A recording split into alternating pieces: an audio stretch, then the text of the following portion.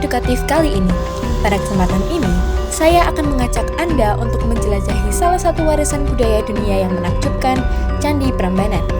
Candi bercorak Hindu ini merupakan salah satu peninggalan bersejarah terbesar di Indonesia, sekaligus menjadi bukti kejayaan peradaban Nusantara pada abad ke-9 Masehi. Perjalanan kali ini, saya mulai dari Kabupaten Temanggung, Jawa Tengah. Dari Temanggung menuju Candi Prambanan berjarak kurang lebih 90 km dengan waktu tempuh sekitar 2,5 jam perjalanan darat. Sepanjang perjalanan, kita akan melewati beberapa kota dan kabupaten seperti Kabupaten Magelang, kemudian melintasi wilayah Muntilan dan Sleman, sebelum akhirnya tiba di kawasan Prambanan yang berada di perbatasan antara Provinsi Daerah Istimewa Yogyakarta dan Jawa Tengah. Rute perjalanan ini sangat menyenangkan, karena di sepanjang jalan kita dapat menikmati pemandangan alam khas Jawa Tengah, hamparan sawah, perbukitan menoreh di kejauhan, serta aktivitas masyarakat pedesaan yang masih sederhana dan asri. Tidak hanya wisata, perjalanan ini juga menjadi sarana pembelajaran tentang sejarah dan budaya bangsa.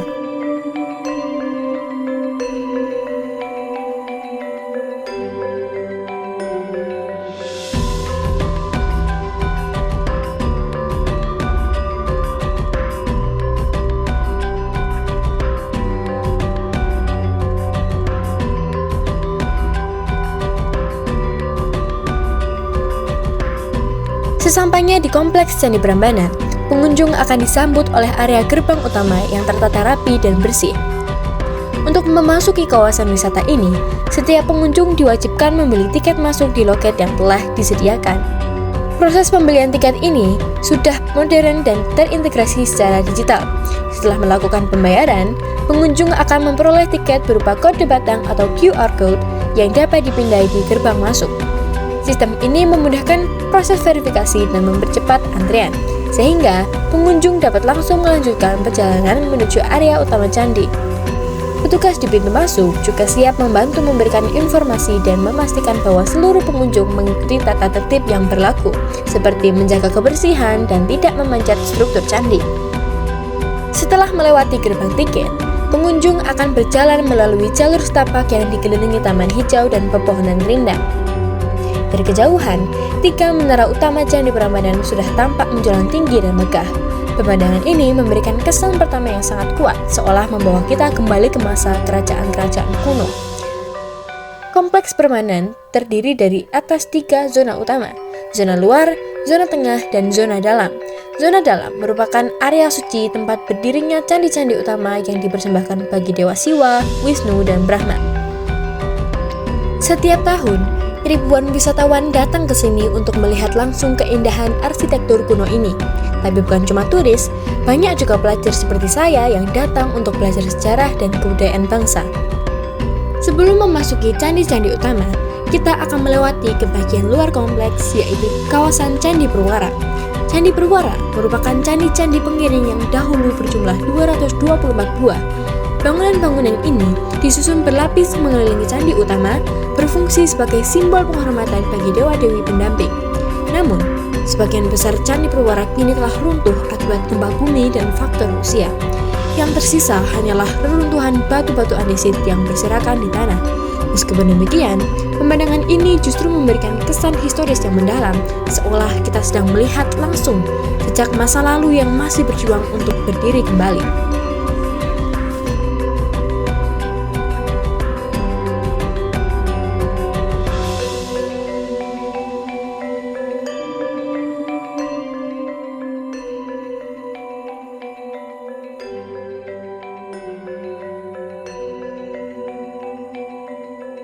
Assalamualaikum warahmatullahi wabarakatuh. Halo semuanya, Om Swastiastu, Namo Buddhaya, salam kebajikan dan salam sejahtera bagi kita semua. Pada kesempatan kali ini, saya akan mengajak Anda semua untuk bersama saya, Zikra Putri dari kelas 10 KA4, akan mengajak Anda semua untuk mengeksplor Candi Prambanan.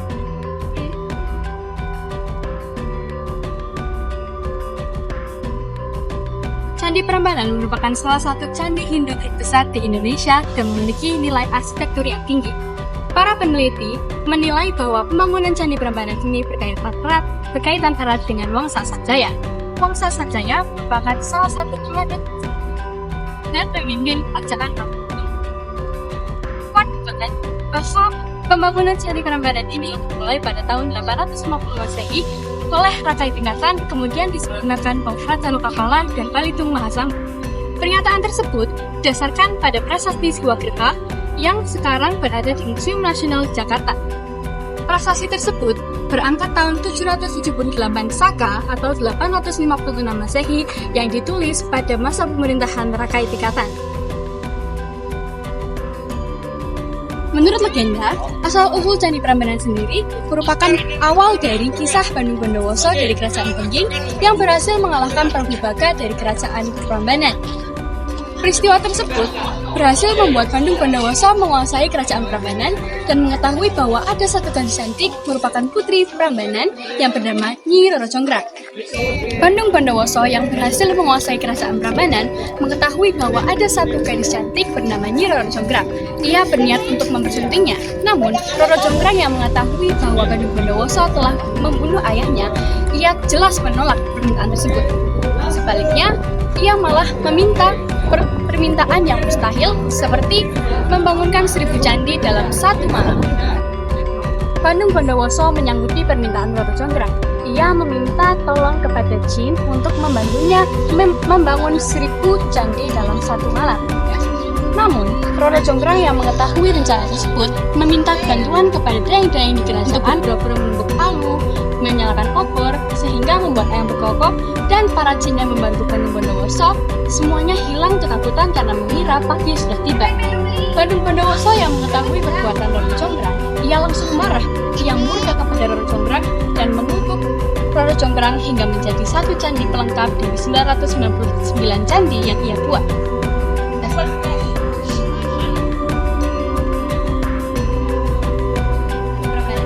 Terdapat 3 candi utama, yaitu Candi Siwa di belakang saya. Sebelah kanan ada Candi Wisnu, dan di sebelah kiri saya ada Candi Brahma. Candi Siwa sendiri memiliki tinggi setinggi 47 meter dan lebar 34 meter. Sedangkan 2 candi pengapit, yaitu Candi Wisnu dan Candi Brahma, memiliki lebar dan tinggi yang sama, yaitu tinggi 33 meter dan lebar 20 meter. Runtuhnya Kerajaan Mataram kuno sempat membuat Candi Prambanan ini terbengkalai dan ditinggalkan, sehingga pada tahun 1733 ditemukan oleh seorang warga Belanda bernama C. Allens, ditemukan dengan kondisi yang rusak dan terbengkalai selama berabad-abad.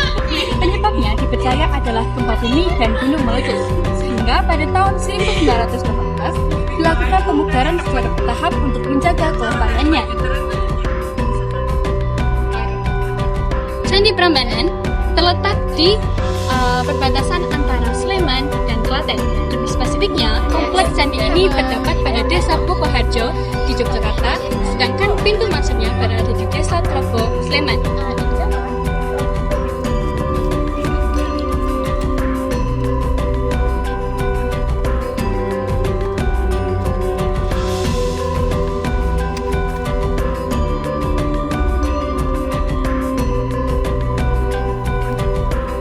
Sekarang, kalau kita lihat lebih dekat, relief di dinding candi ini sangat detail.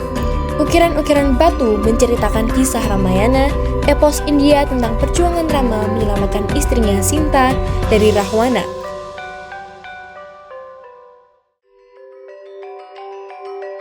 Ceritanya diukir berurutan, jadi kalau kita berjalan mengelilingi candi searah jarum jam, kita seperti membaca kisahnya bab demi bab dalam bentuk gambar batu. Bayangkan saja, semua ini diukir ratusan tahun lalu dengan peralatan sederhana, tapi hasilnya luar biasa halus dan presisi. Itu membuktikan betapa majunya kemampuan arsitektur dan seni pahat masyarakat Jawa pada masa itu.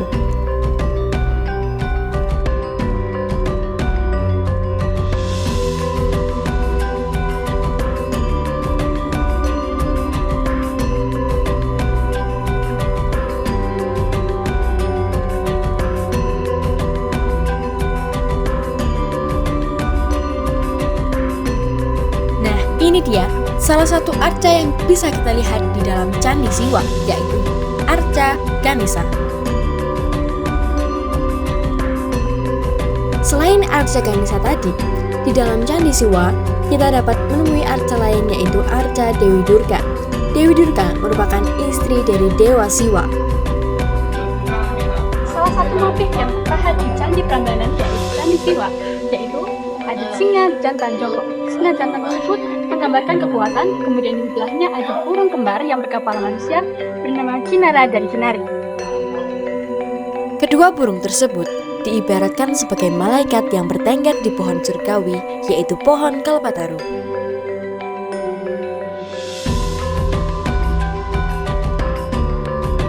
Pada kompleks Candi Prambanan ini terdapat total 240 candi, 3 candi Tumukti, 3 candi Wahana, 2 candi Apit, 4 candi Kelir seperti di depan saya,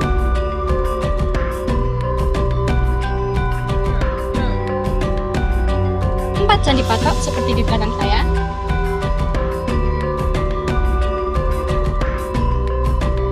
dan 224 candi Perwara. Namun pada saat ini kita hanya bisa melihat 18 candi utuh yang tersisa dan telah direstorasi. Nah, di sini ada batu besar teman-teman, dan batu besar ini adalah pucuk dari candi Apit yang jatuh dikarenakan gempa bumi pada tahun 2006. Nah, batu ini memang sengaja tidak dipindah dan dibiarkan di tempatnya, melainkan hanya dipakai saja dan diberikan prasasti dalam 2 bahasa. Pada kesempatan kali ini, saya berkesempatan untuk berbincang dengan salah satu turis di Candi Prambanan. Oke, what's your name? Frédéric. Okay, where are you from? I come from France. Okay, from the university. Okay, Oh no, don't be nervous. what brings you to Prambanan Temple today? Today I have a day off. I come in to Jakarta tomorrow. And today I don't work, so I visit. What is your first impression about this temple? Well, this is huge, great, really impressive. Yeah, I'm really helped by the size of everything. And the place is gorgeous, really nice. Besides temple, have you visited other temples in Indonesia? Yes, I just come from Borobudur. Yes, I went there this morning. And then after you visit this, would you recommend it to other travelers?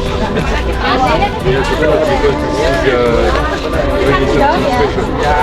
It's a place, I like the air, the atmosphere.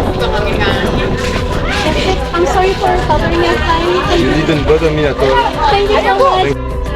Jadi pada kesempatan kali ini saya berhasil untuk berbincang dengan salah satu turis dari mancanegara. Okay, what's your name? Robin. From? Turkey. Okay. What brings you to Prambanan Temple today? Yeah, I'm traveling around Indonesia and now I'm in Yogyakarta, so I read and I heard from people that it's a very nice place.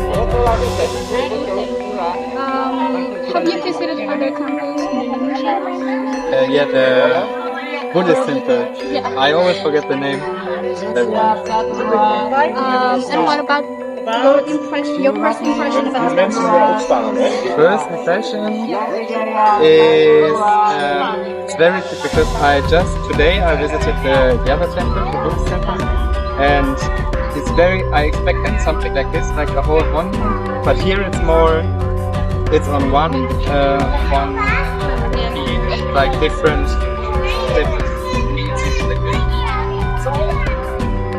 very nice, like very different. I like that it's different. Okay. What is the most interesting things about this Prambanan temple?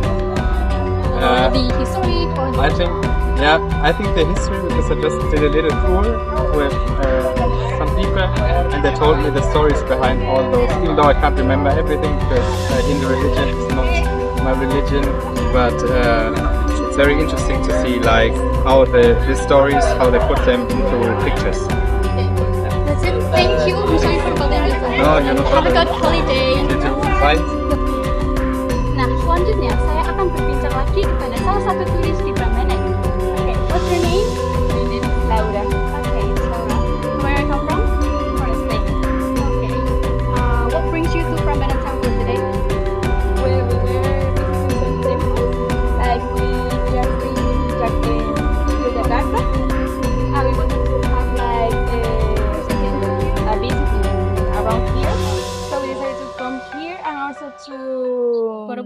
Yes, exactly. What is your first impression about this temple? Very beautiful. I mean, we are trying because we read some information like they have some meanings and so I think it's very important also for the culture of here. And then for us it's like very delightful.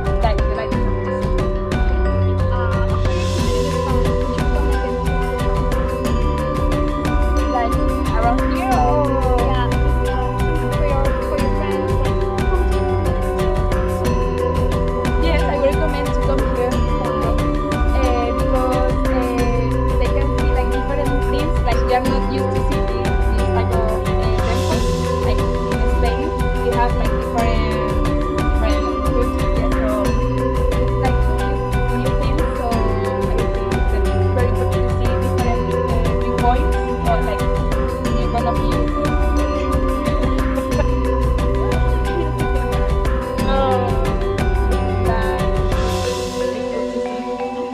that's all the questions. I'm sorry for bothering your time. No problem. Thank you so much. Thank you.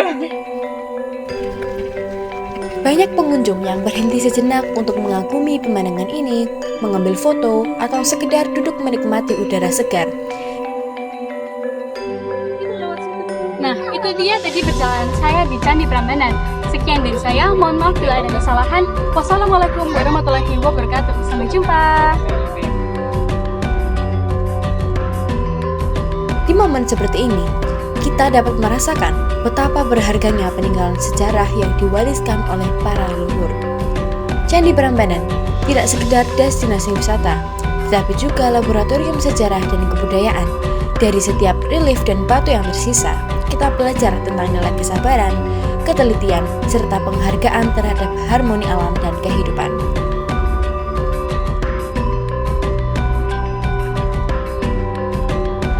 Namun sebelum pulang, saya akan mengajak Anda untuk mampir ke Museum Candi Prambanan. Begitu memasuki ruangan utama, pengunjung akan disambut oleh maket besar yang menggambarkan tata letak kompleks Candi Prambanan beserta ratusan candi berwarna di sekelilingnya. Dari sini, kita dapat memahami bagaimana megahnya struktur asli disertai keterangan kerajaan Mataram kuno, bahan, dan makna simboliknya. Di beberapa etalase kaca, tersimpan berbagai artefak bersejarah seperti batu arca, kepala kala, fragmen relief, serta bagian-bagian candi yang ditemukan saat proses pemugaran. Terdapat pula koleksi prasasti dan naskah kuno yang menjelaskan sejarah berdirinya Candi Prambanan. Salah satunya adalah Prasasti Siwagraha yang menjadi bukti tertulis bahwa kompleks ini dahulu disebut Siwagraha atau rumah bagi Dewa Siwa. Selain artefak, museum ini juga dilengkapi dengan panel informasi dan layar interaktif yang menjelaskan proses rekonstruksi candi dari masa ke masa.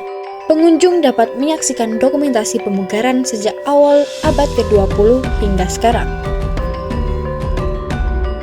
Sebelum meninggalkan kawasan Candi Prambanan, terdapat satu area yang tidak boleh dilewatkan, yaitu pusat souvenir atau Cendramata. Di sini, para pengunjung dapat menemukan berbagai hasil kerajinan tangan khas Yogyakarta dan Jawa Tengah yang dibuat langsung oleh masyarakat sekitar. Souvenir yang dijual sangat beragam, mulai dari miniatur Candi Prambanan yang terbuat dari batu andesit, gantungan kunci, kaos bertema budaya Jawa, hingga batik dengan motif khas Prambanan. Beberapa pedagang juga menawarkan wayang mini, patung dewa-dewi Hindu, serta replika arca Duga Mahisa Suramardini yang dikenal sebagai sosok Roro Jonggrang.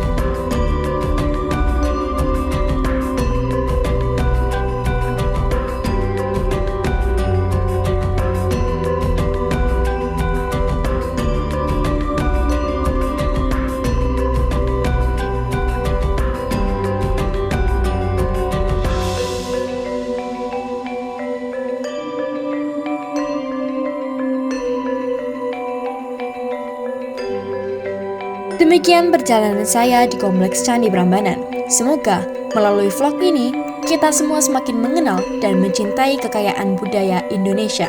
Mari kita jaga warisan leluhur ini agar tetap lestari sebagai bukti bahwa bangsa kita memiliki sejarah yang agung dan peradaban yang tinggi. Terima kasih telah menyaksikan. Sampai jumpa pada perjalanan berikutnya.